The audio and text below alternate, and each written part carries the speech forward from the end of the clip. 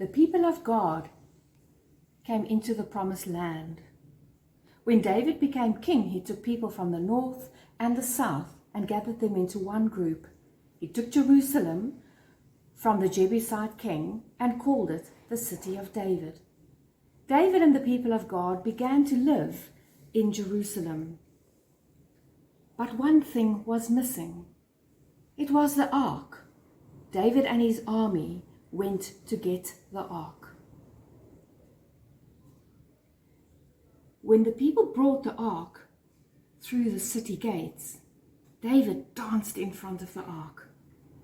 He built the tent of meeting and placed the ark inside.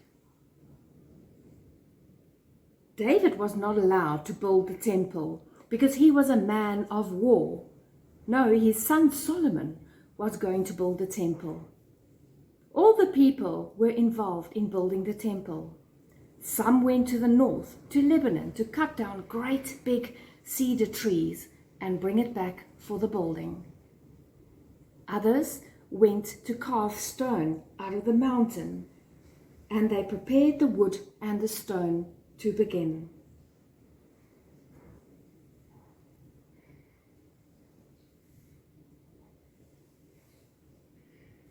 The temple began to grow. The people were amazed.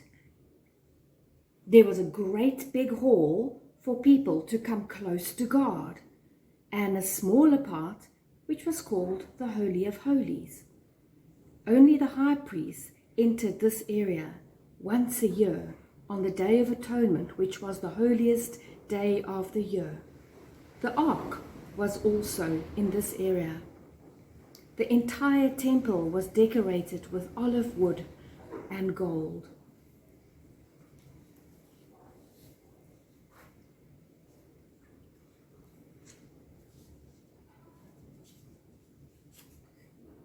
Here is the floor made of cedar wood. It had a beautiful fragrance.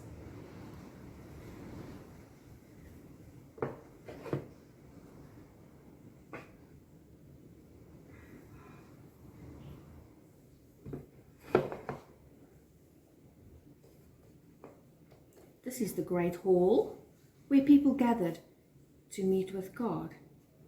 And this area is the Holy of Holies.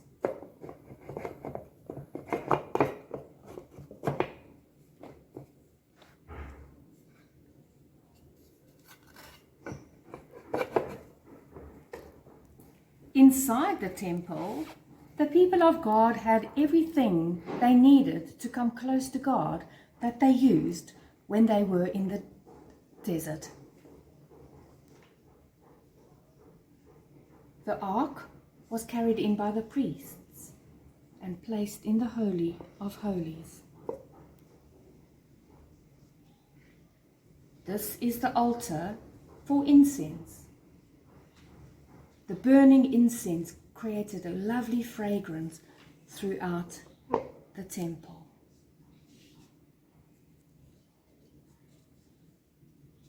This is the table that held the bread for each of the 12 tribes on it.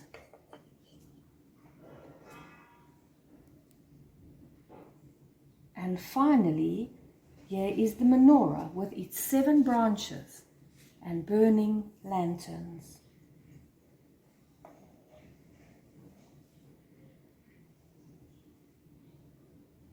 On the day the priests first carried the ark into the temple was filled with great light, for God was there.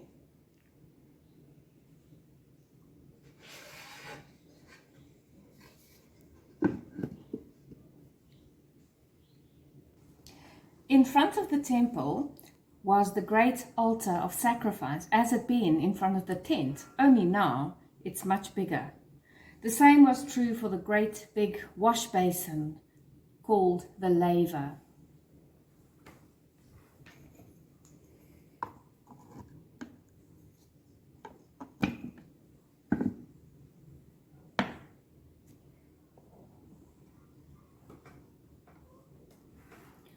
On the day everything was ready, the king came before all the people and prayed.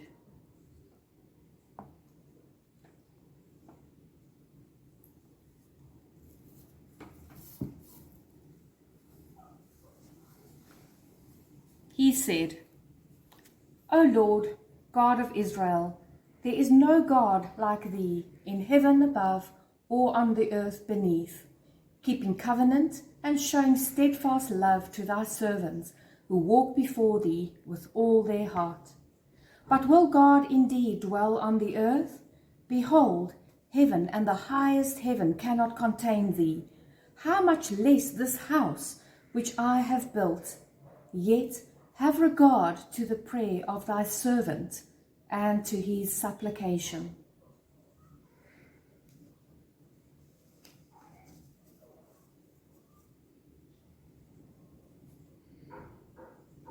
He asked God to allow God's name to abide in the temple. He asked God to make this place a place for people to come and pray and to find justice. Solomon ruled well and was wise. Some said he was wiser than anyone in the world.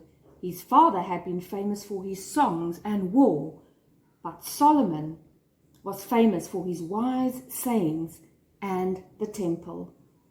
Finally, after being king for 40 years, King Solomon died, and he was buried in the city of David, where his father was buried. And Solomon's son was made king. Now I wonder, which part of this story do you like the most? I wonder which part of the story do you think is most important? And if there's any part of the story that we can leave out and still have everything we need.